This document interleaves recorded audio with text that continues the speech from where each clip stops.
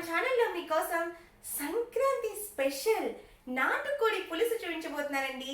మన సంక్రాంతి వచ్చేసిందంటే నాటుకోళ్ళు తీసుకొని రావడం, చికెన్ వండుకొని తినడం చాలా ఫేమస్ కదండి. యాక్చువల్గా విడి రోజుల్లో కూడా చికెన్ చాలా మంది ఇష్టపడతారు. కాకపోతే పర్టికులర్లీ సంక్రాంతి పండగ వచ్చిందంటే మనం చక్కగా నాటుకోడి పులుసు విత్ చిల్లి గారెలు అలాగే బిర్యానీలు చేసుకొని ఫుల్గా లాగించేస్తాం కదండి. చాలా టేస్టీగా ఉంటుంది కదా.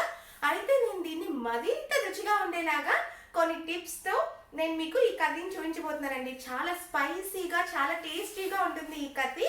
మీరు ఈ వీడియోని మిస్ అవ్వకుండా స్కిప్ చేయకుండా చూడండి. పర్ఫెక్ట్ నాటుకోడి పులుసు ఆంధ్ర స్టైల్లో ఎలా చేయాలో చూసి చేసేయండి. చాలా టేస్టీగా ఉంటుందండి. అలా అయితే ఇంకెందుకు ఆలస్యం, మరి మనం దీన్ని ఎలా మేక్ చేసేయాలో చూసేద్దాం. మన నాటుకోడి పులుసు చేసుకోవడానికి కావాల్సిన పదార్థాలు: 3/4 kg చికెన్, ఒక పెద్ద ఉల్లిపాయను తీసుకొని ముక్కలుగా కట్ చేసి పెట్టుకోవాలి. అలాగే 4 పచ్చిమిర్చిని తీసుకొని ముక్కలుగా కట్ చేసి పెట్టుకోవాలి. తగినంత ఉప్పు, కారం 4 స్పూన్లు, స్పైస్ని బట్టి అడ్జస్ట్ చేసుకోవాలి. అలాగే ధనియాల పొడి ఒక 2 స్పూన్లు, జింజర్ గార్లిక్ పేస్ట్, నేను పసుపు వేసి పెట్టుకున్నాను. అలాగే ఇందులో 2 పచ్చిమిర్చిని కూడా వేసుకొని గ్రైండ్ చేసి పెట్టుకోవాలి. ఇందులోకి 2 ఇలాచి, అలాగే ఒక 10 లవంగాలు, అలాగే జీలకర్ర కొద్దిగా, దాల్చిన చెక్కలు 2 ముక్కలు, అలాగే పలావ్ ఆకు అంటారు కదండి, ఆ ఆకుని తీసుకోవాలి 2 రెమ్మలు. అలాగే మిరియాల పొడి కొద్దిగా, మీన్స్ ఒక టీ స్పూను, నిమ్మకాయ ఒక మీడియం సైజ్ది, కొత్తిమీర కొద్దిగా, జీడిపప్పు పలుకులు కొన్ని. ఇవేనండి మన నాటుకోడి పులుసు చేసుకోవడానికి కావలసిన పదార్థాలు. ఇప్పుడు మనం చికెన్లోకి కొద్దిగా పసుపుని వేసుకొని, అలాగే ఇందులోకి కొంచెం సాల్ట్ని,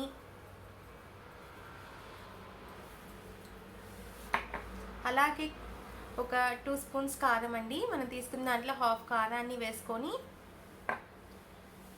ఈ నిమ్మకాయని కట్ చేసుకొని ఇందులోకి పిండుకోవాలి.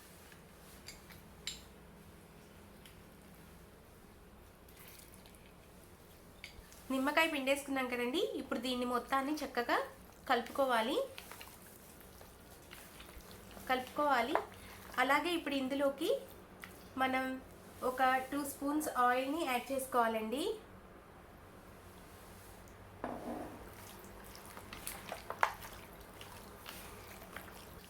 ఇలా చక్కగా మొత్తం దీనికి ముక్కలకి పట్టేలాగా కలిపేసేసుకోవాలి. కలుపుకొని ఇప్పుడు దీన్ని ఒక 10 మినిట్స్ పాటు పక్కన పెట్టేసుకోవాలి. స్టవ్ ఆన్ చేసుకున్నాము. ఈ ప్యాన్ హీట్ ఎక్కగానే ఇందులోకి మనం ఒక 5 స్పూన్స్ ఆయిల్ని యాడ్ చేసుకోవాలి. ఇందులోకి కొద్దిగా ఆయిల్ ఎక్కువే పడుతుందండి. ఇప్పుడు ఇందులోకి మనం తీసుకున్నటువంటి బిర్యానీ ఆకుల్ని, అలాగే దాల్చిన చెక్కని,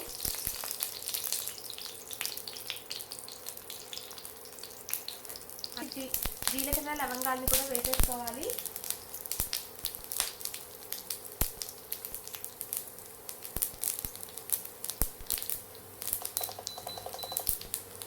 అందులోకి మనం తీసుకున్నటువంటి ఇలాచీని కొద్దిగా తుంపుకొని వేసేసుకోవాలండి. ఇందులోకి మనం తీసుకున్నటువంటి ఆనియన్ పీసెస్ని కూడా వేసుకోవాలి. అలాగే పచ్చిమిర్చి ముక్కల్ని కూడా వేసేసుకొని వీటిని రెడ్ కలర్ వచ్చే వరకు ఫ్రై చేసుకోవాలి.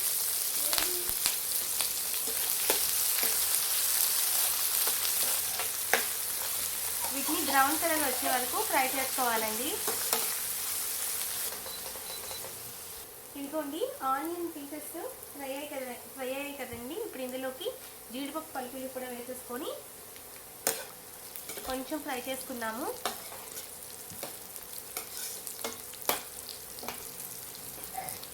ఆనియన్స్ ఎప్పుడు కూడాను బాగా ఫ్రై అవ్వాలండి, పచ్చిగా ఉండకూడదు. పచ్చిగా ఉంటే కూర టేస్ట్ పోతుందండి. బాగా ఫ్రై అయిన తర్వాత మనం అల్లం వెల్లుల్లి ముద్ద వేసుకోవాలి. అప్పుడు మాత్రమే టేస్ట్ చాలా పర్ఫెక్ట్గా వస్తుంది. ఇదిగోండి బాగా ఫ్రై అయిపోయాయి. ఇప్పుడు ఇందులోకి మనం తీసుకున్నటువంటి అల్లం వెల్లుల్లి పేస్ట్ని వేస్తున్నానండి. ఇందులోనే మనం పసుపు యాడ్ చేస్తున్నాము. అలాగే చికెన్లో కూడా మనం పసుపు యాడ్ చేస్తున్నాం కాబట్టి విడిగా పసుపుని వేయాల్సిన అవసరం లేదండి. జింజర్ గార్లిక్లో వేసుకోకుంటే కనుక మనం ఆనియన్ పీసెస్లో కొద్దిగా పసుపుని కూడా యాడ్ చేసుకోవాల్సి ఉంటుంది. ఇదిగోండి ఇలా వేసేసుకొని ఈ అల్లం వెల్లుల్లిపాయ పేస్ట్ని కూడా పచ్చి వాసన పోయేంత వరకు చక్కగా ఫ్రై చేసుకోవాలండి. ఇదిగోండి జింజర్ గార్లిక్ పేస్ట్ కూడా బాగా ఫ్రై అయిపోయిందండి, పచ్చివాసన రావట్లేదు. పచ్చివాసన పోయేంత వరకు ఫ్రై చేసుకోవాలని చెప్పాను కదా. ఇప్పుడు ఇందులోకి మనం మ్యారినేట్ చేస్తున్నటువంటి చికెన్ని కూడా యాడ్ చేసేసుకోవాలండి. ఇలా యాడ్ చేసేసుకొని ఒకసారి దీన్ని చక్కగా కలుపుకోవాలి. ఇదిగోండి ఇలా కలిపేసుకొని మనం మూత పెట్టేసుకోవాలండి. మూత పెట్టుకొని ఒక 2-3 నిమిషాలు నూనెలో ఈ చికెన్ని మగ్గనివ్వాలి. ఇప్పుడు 3 మినిట్స్ అయిపోయిన తర్వాత లిడ్ తీసి చూసుకోవాలండి. అలాగే గంటతో ఒకసారి ఈ చికెన్ మొత్తాన్ని కూడా ఇలా కలుపుకోవాలి.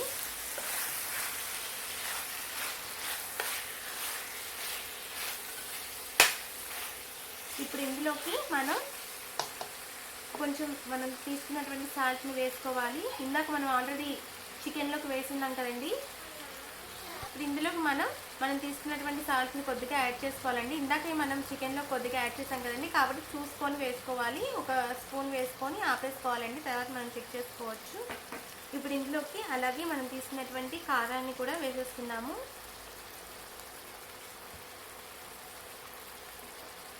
వేసుకొని కలుపుకోవాలండి.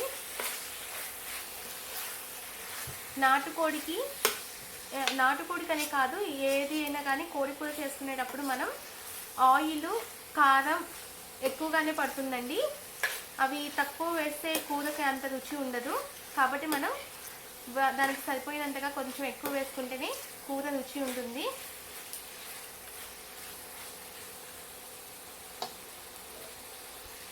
ఇదిగోండి కారం వేసుకొని కలుపుకున్నాం కదండి. ఇప్పుడు ఇందులోకి మనం ఇందాక తీసుకున్నటువంటి పెప్పర్ పౌడర్ని కూడా వేసేద్దామండి.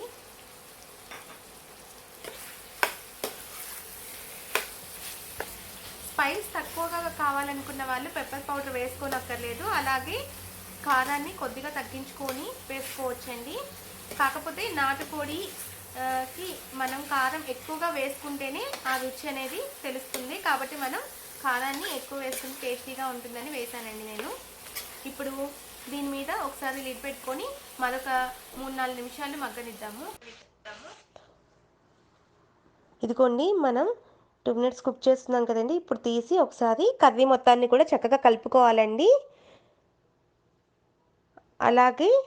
అలాగే వాటర్ పోసుకొని మిక్స్ చేసుకోవాలండి. ముక్క మునిగేంత వరకు కూడా వాటర్ని యాడ్ చేయాలి.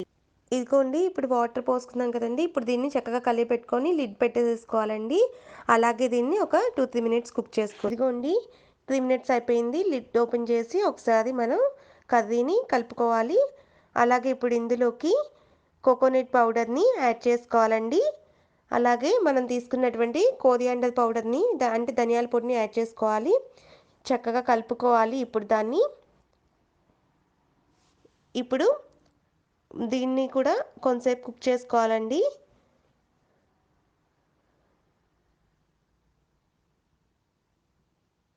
అలాగే దీన్ని కూడా మళ్ళీ ఓపెన్ చేసేసి లిడ్ని కోరియాండర్ లీవ్స్ని యాడ్ చేయాలి, కొత్తిమీరని. అలాగే యాడ్ చేసిన తర్వాత ఒకసారి దాన్ని కలుపుకొని దాన్ని బౌల్లోకి ట్రాన్స్ఫర్ చేసుకుంటే మన గుమగుమలాడిపోయే కోడి కూర రెడీ అయిపోతుందండి. చాలా టేస్టీగా ఉంటుంది ఈ కర్రీ.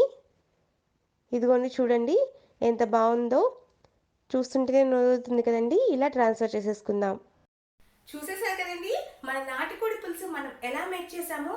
అబ్బా ఆ స్మెల్ చూస్తుంటే నాకు ఎప్పుడెప్పుడు తినేద్దామా అనిపిస్తుందండి. అంతేకాదు నేను ఇక్కడ కూర చేస్తే మా పక్కన 10 ఇళ్ళ వరకు ఈ వాసన వెళ్తుందంటండి. మా ఫ్రెండ్స్ కూడా ఫోన్ చేసి మరీ అడుగుతున్నారు ఏం చేసావని. అంత గుమగుమలాడిపోతుంది ఈ కర్రీ. అలాగే అంత రుచిగా కూడా ఉంటుందండి. ఇంకెందుకు ఆలస్యం, మరి మీరు కూడా ఈ సంక్రాంతికి ఖచ్చితంగా నాటుకోడి పులుసు పెట్టుకోండి. అలాగే దీనికి కాంబినేషన్ చిల్లుగారండి. దాన్ని కనుక మనం తీసుకొని అలా ఈ కర్రీని నంచుకొని కనుక తింటే అద్భుతంగా ఉంటుందండి. కాబట్టి మరి ఇంకెందుకు ఆలస్యం, మీరు కూడా అర్జెంటుగా వెళ్ళిపోయి నాటుకోడిని కొనుక్కొచ్చుకోండి. గబ్బా గబ్బా నేను చెప్పినట్లుగా అన్ని పర్ఫెక్ట్ కొలతలతో చక్కగా కర్రీ మేక్ చేసేసుకొని ఈ సంక్రాంతిని ఎంజాయ్ చేసేయండి. ఓకేనా? నా వీడియో కనుక మీకు నచ్చినట్టయితే నా వీడియోని లైక్ చేయండి, షేర్ చేయండి, అలాగే మన ఛానల్ని సబ్స్క్రైబ్ చేయడం మర్చిపోకండి. Bye bye.